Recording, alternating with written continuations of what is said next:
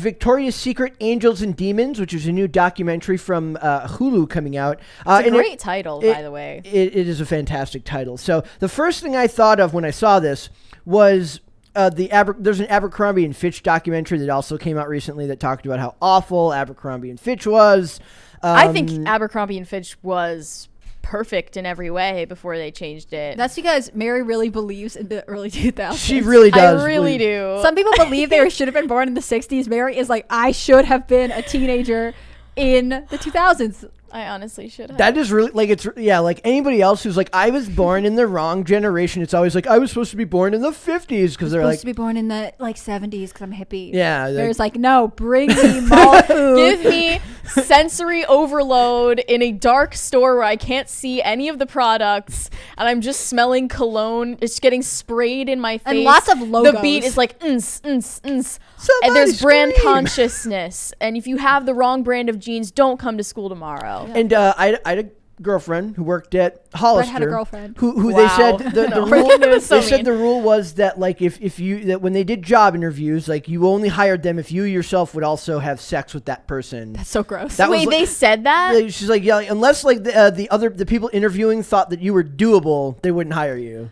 I knew direct orders from the CEO. They're not saying they're not saying you have to do them. They're saying, do you consider them doable? Consider it, yes. Hypothetically. So Victoria's Secret is on that chopping block now too, which was always going to happen post Me Too movement. It was always going to happen. Which is insane because like almost all people who work at Victoria's Secret are women. Yep. So it says Hulu's upcoming documentary, Victoria's Secret, Angels and Demons, will explore the rise and fall of Victoria's Secret, which included the cancellation of the annual fashion show in 2019 because we can't have anything nice anymore. Though I did make a fantastic thumbnail for this segment tomorrow that people are going to love.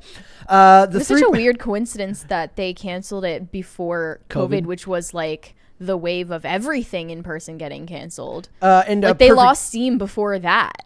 They could have like waited for COVID and then had the perfect out and not blame it on the fact that the company was now like considered persona non grata. Right. And they've tried so hard to rally from that. They have like this whole campaign going where it's like everybody's pretty and like it's got like Megan Rapinoe in it. Who's like what? It's and also so tired of hearing Megan Rapinoe's name. But like it's a bunch of people who I would never care about. Like they're really going the same route that what was it? It wasn't American Eagle. It was their like offshoot. Aerie got out in front of it before first. And Calvin's. What happened with so Aerie was like the loungewear, bra and underwear store for American Eagle, and they started saying like we're not going to retouch our photos, and we're going to hire models of all body types and they still do this too. And disabilities. Like they've had a Down syndrome model, and they've had plus size, and they've had whatever. And do these marketing campaigns work? I do people, and I don't mean to sound rude. When you look at Target, actually does a fairly interesting job of like the men, like they just look like dads. Like, some of them look like your typical male model. The guys, the ones of like if it's like a flannel, the dude looks like a dad. Yeah. Okay. So right? I would say that Aerie tried to hit that range. They didn't go like morbidly obese or like super whatever. And they seem to they do it, as far as I know, they still do it. It's pretty consistent. Their stores are successful.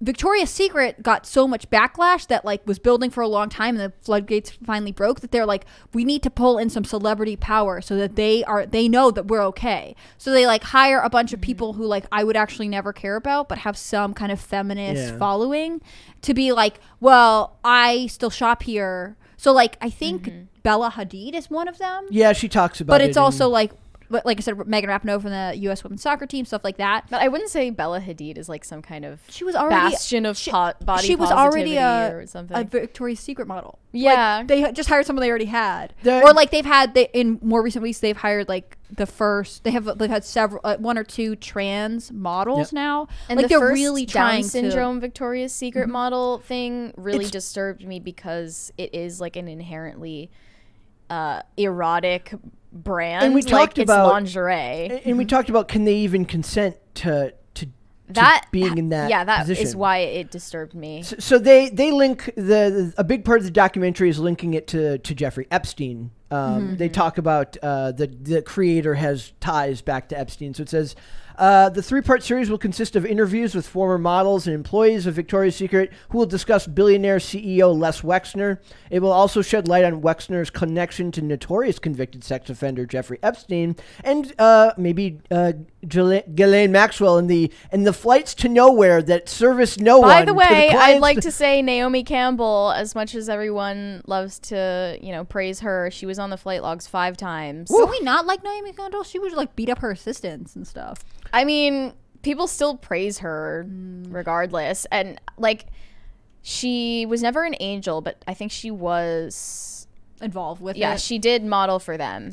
So it says the upcoming documentary from Victoria's Secret, it promises to cover how Victoria's Secret became the biggest lingerie company in the world. And mentioned in the trailer, the company was worth $7.5 billion. It says, along with releasing the trailer, they provided information, says, investigated with journalistic rigor by director Matt Tynauer. This documentary tells the searing and provocative story of Victoria's Secret's, the brand and its longtime CEO, the larger-than-life enigmatic billionaire Les Wexner, the underworld of fashion. They talk about the billionaire class and what they call the fashion industrial complex. Mm-hmm.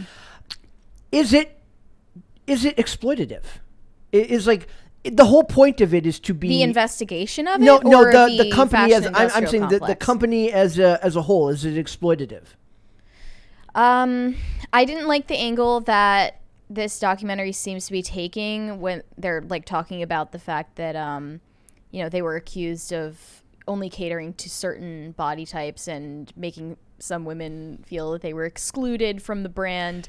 But isn't the idea it was never that was the problem? Isn't the idea that you look at I draw back to men in superheroes. When a guy sees Superman, he sees something that he would love to aspire to be, even though he knows he will never reach levels of that physique. Is the idea that a woman looks at a woman in a Victoria's Secret outfit and sees something she would aspire to look like if she was wearing. I understand that men and women are inherently different in this respect. So I'm gonna immediately lead with that, which is that women and men are emotionally motivated very differently, and I don't think seeing another woman like who looks great and has like an ideal body and stuff like that makes women like more motivated to look that way, whereas men might.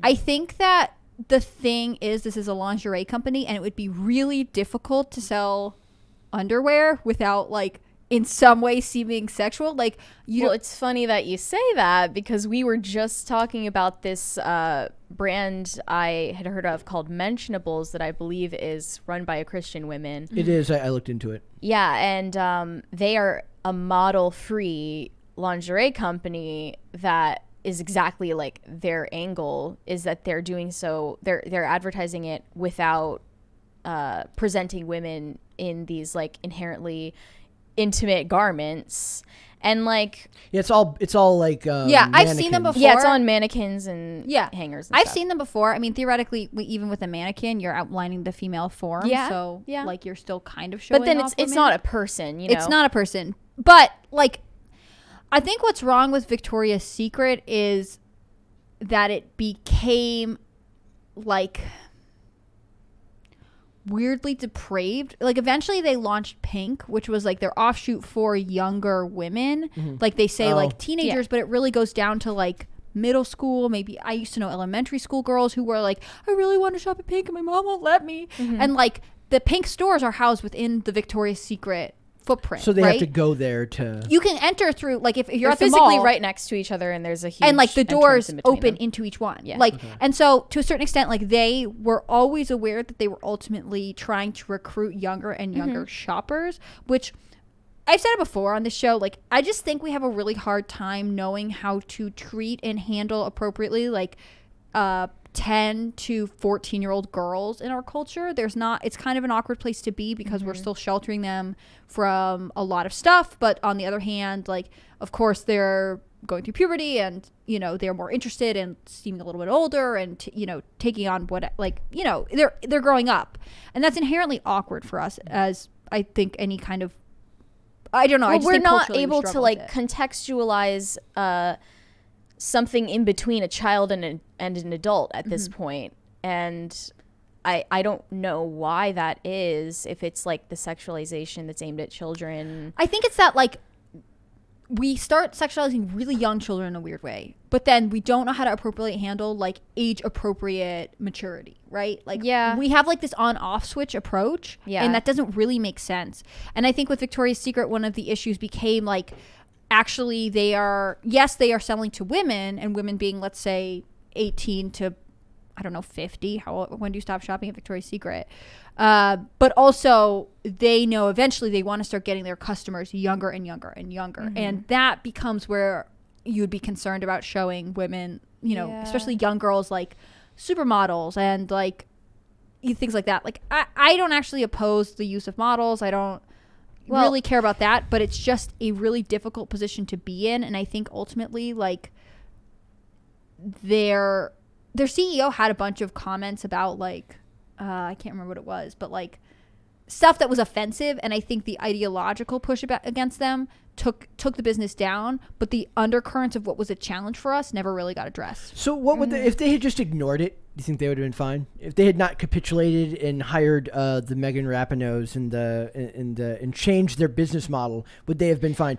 I ask all the time, I'm like, do normal people, normies, not the people who are politically, sociopolitically initiated, do they care about the advertising? Like, yeah, does a normie care that, like, is a normie who's walking down the mall, whoever's still going to malls, as a Minnesota resident who grew up going to the Mall of America, I still have a deep-seated love for the mall still, right? So is an average person who's not aware of, like, what we would call, I guess, the culture war. I don't know if that's still something. Whatever, yeah. Yeah. And they go down there. All they see now is, like, Megan Rapinoe not looking like a Victoria. No offense to Megan Rapinoe, but not looking like your typical like Victoria's Secret. Historically been a Victoria's Secret model. Do they care? Like, are they looking at it and thinking like, well, at least they're being more inclusive about their models, or are they thinking like, I don't want to go in here now because that's less appetizing? No, visually? I think they think, I really need to buy a new bra. Where do I go? The mall has a Victoria's Secret store. Yeah, there's not really any thought given to it other than like on social media where people get enraged about things like that. Or, so would they have just been better just ignoring it and just going about probably, their business? But like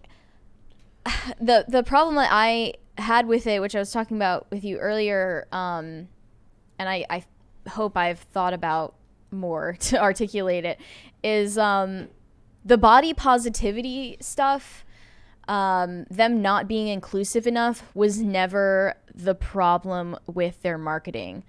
The problem with their marketing, that I have with it, which I'm sure a lot of people will disagree with in our contemporary age, is that it is inherently indecent to present these images of women in intimate garments that should only be seen in an intimate setting when they are blown up in these gigantic images on the glass walls that face out towards the people walking by, married people, children. I remember in the 2000s when they did that, still being a child walking past that and feeling extremely uncomfortable. Yeah, I do too. I remember that is not like a decent thing to have in a public space. A lot of people would disagree, but like, the problem was never that, like, wow, they're too thin and hot, whatever. Like, that was never the problem. Even though other people will make that argument. Yeah, the problem was that it has something to do with, like, the dignity of the people being shown. And the degradation of our culture.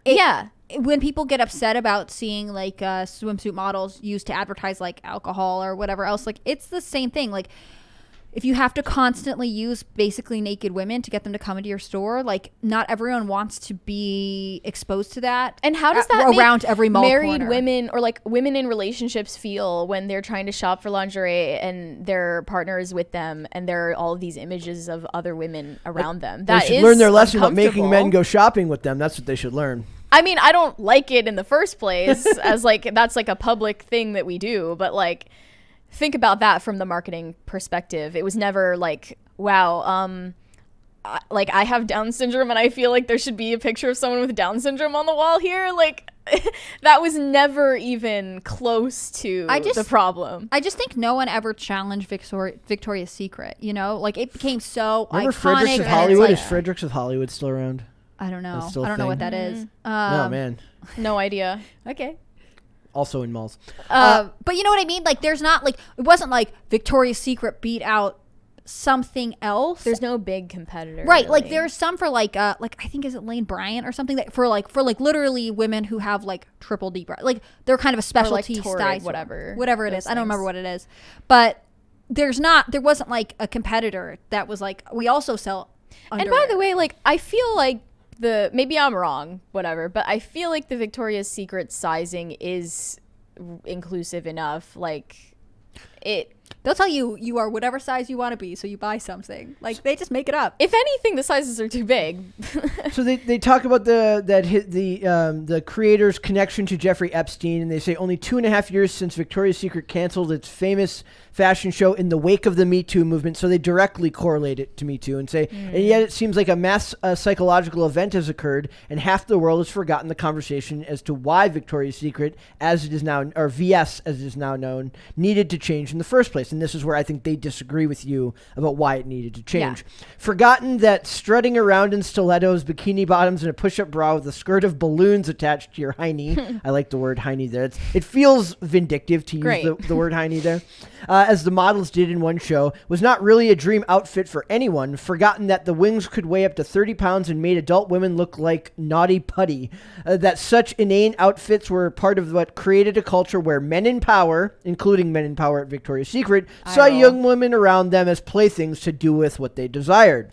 As if these women aren't multimillionaires and powerful in their own right. Also, I've heard that, this could be totally wrong, but I've heard that often Victoria's Secret models weigh more than the average model because, like, to be able to have hips and breasts to show off in the bra and underwear, like, you actually have to weigh more. Yeah, they're not high fashion models. These are ready to wear. Yeah, and so therefore, like, they're actually, like, considered to be, like, if you look at, like, a Vogue or Chanel model who is, like, so thin you want to feed her a sandwich, like, Victoria's Secret models they look super fit, but like they're not necessarily that emaciated. It says that bringing those outfits back in an inclusive way is just advocating for equal opportunity objectification.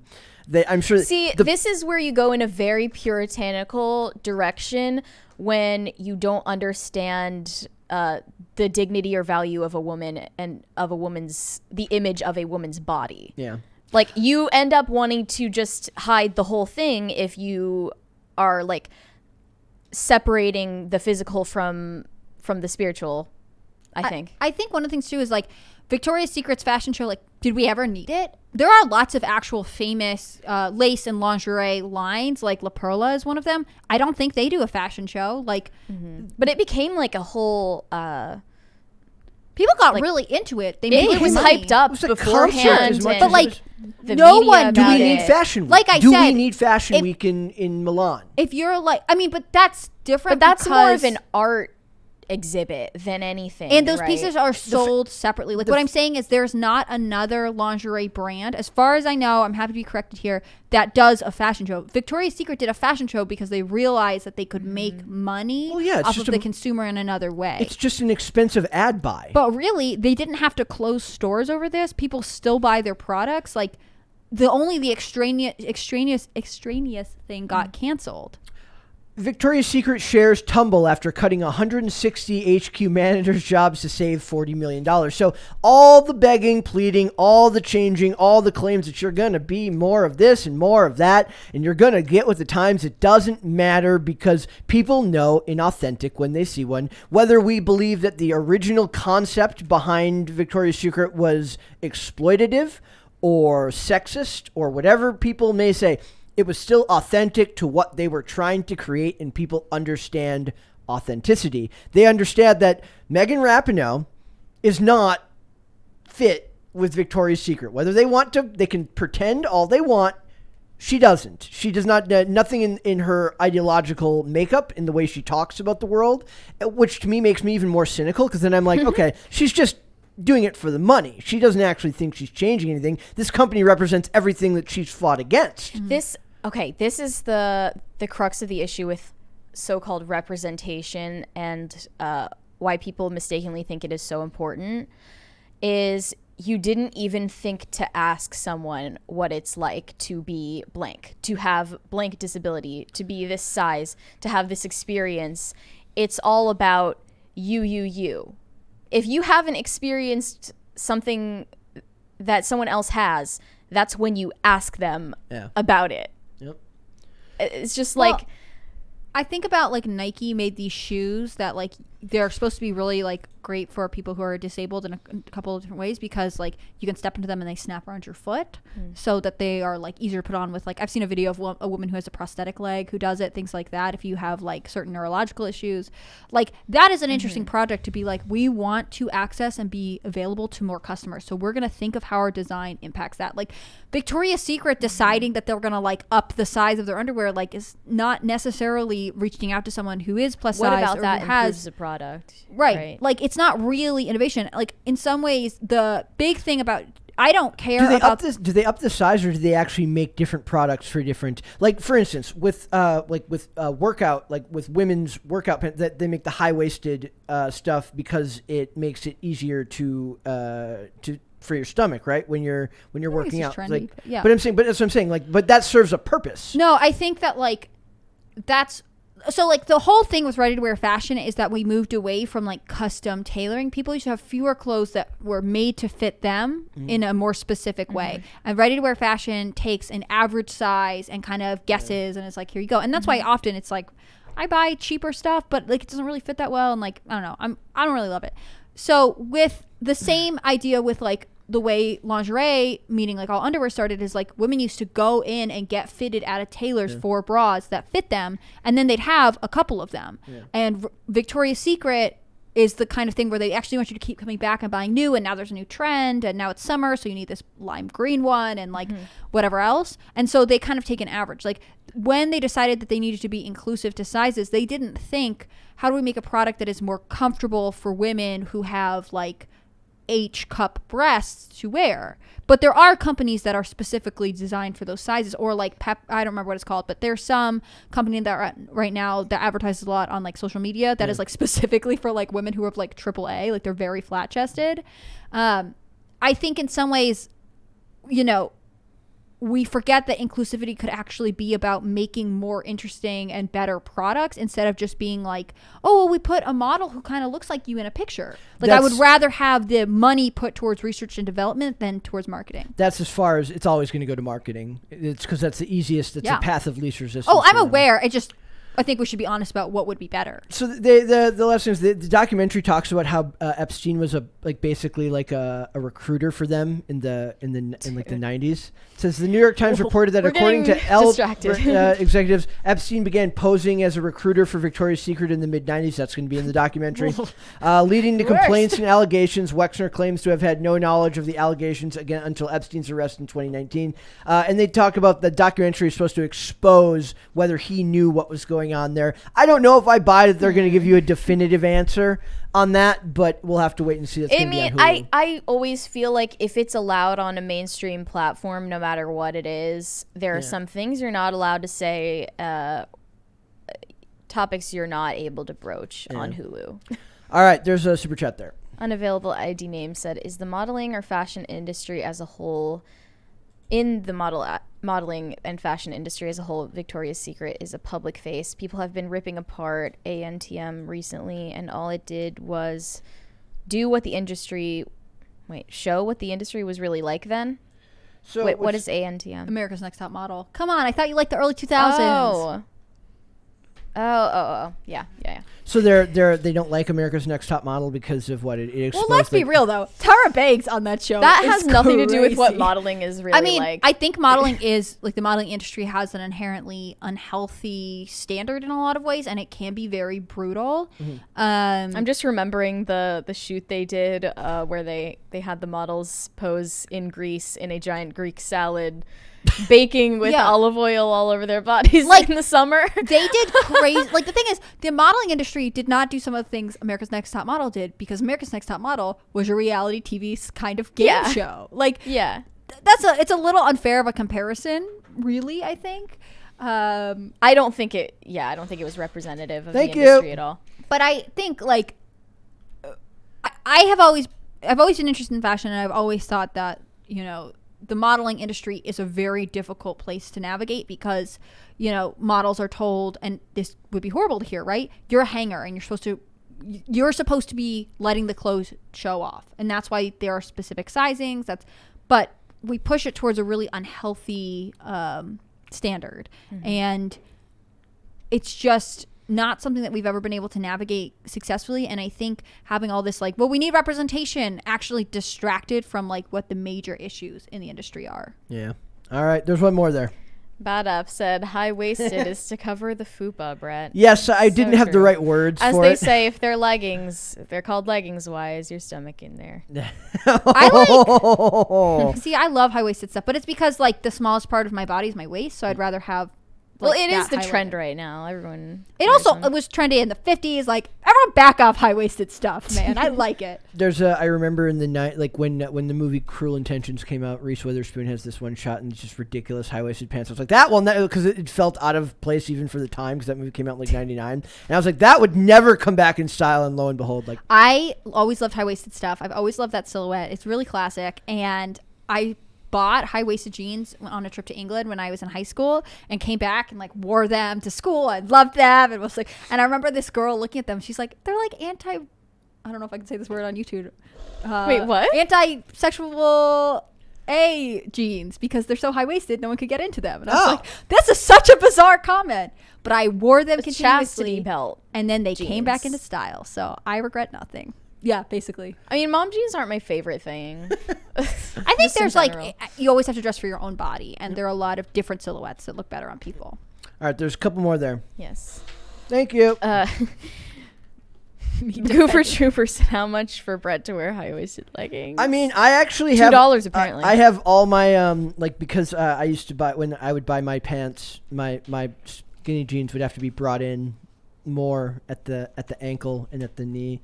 I promise that's Yeah, totally I'm telling normal. you, we got to go back to Taylor's Okay, clothing. we used to go on trips skating, right? We'd be on tour in a van going across the country, and it would be the funniest thing in the world because you're expecting all these dudes who are like, everybody's dressed in black, you're listening to metal and you're listening to rap music, and you go in the van, it's like 2 a.m. and we're driving, and everybody's sewing their pants themselves. And it's just, it looks like a weird like suburban mom group, little but sewing circle. like I had a friend who brought them in for me, but eventually had to learn how to like at least bring your own the ankles in to make them fit better. So We need to bring back super skinny jeans. They never left for Brett. Don't even worry about it. He's on it. They never left for me. And Carter. Where's Carter? It's crazy that they were able to start marketing some jeans as mom jeans. That literally means like post giving birth jeans to girls who have never given birth. Like I said, how is that a marketing tactic? if you want to manifest the life you want, you just start buying the jeans. dress for the life you job want. I'm just telling you. All right, there's a couple more there. Slav Nikki said high waist is just suburban mom wear. There you go. See, thank you for recognizing where I want to go. SNL. Unavailable ID name said it magnified the industry. Models aren't treated as real people, and it's disgusting. Do you I think don't know. That's partially like because you're in a high pressure industry that has a lot riding on it. And I think if you don't have the name recognition yet, then you're kind of treated like trash. But and I think that like it depends on the kind of modeling you're doing, right? Like Kendall Jenner, who gets to be the face of whatever jeans, they want both her face, her name, and she's got the physique for it. But if you're a high fashion model who might be really in demand, but the point is that people kind of know your look, but they don't really notice you because they're noticing this clothing, like that you're versatile enough to walk for a lot of designers. Like that is both the purpose of your job, and it's very kind of bizarre and dehumanizing. And I'm not sure that there's ever going to be a really healthy way to master I was going to say, I don't think there's a healthy way to change any of that. It's just, it's I mean, I think if we could all focus on one thing, it would be like changing the weight and like the weight. Basically, like we can't allow models to become so skinny that they are in danger. But and also, like, you can't control but their lifestyle. That became more and more the standard of what design houses were looking for, because they take your measurements, right? So like they're saying like if you don't fit these measurements, you don't fit. And like for most adult it's just women, way too many extremes. Yeah, for most adult women, you're not able to carry those measurements and carry a healthy amount of body fat. So that's the thing that I would focus on if anyone was asking. We were super chat. I don't want to read that one from Goofer Trooper. I'm sorry. Not for free. Not for free. Bad App said, okay, I can't say this stuff on air. Why not? You read it. Does Tim have his own male enhancement line from BioTrust yet? No, not to our knowledge. Thank you for the question. Please contact BioTrust. Yes, you'd have to. This is Pop Culture Crisis. It's a different show, guys. They actually don't even sponsor us, so bye. IRL is on tonight at 8. You'll have to ask Ben. Mm-hmm. So, and if you super chat $1,000, then you can do it. He'll take the question. So, thanks for watching this clip, guys. If you want to see full episodes or follow us on social media, links are in the description below. Bye.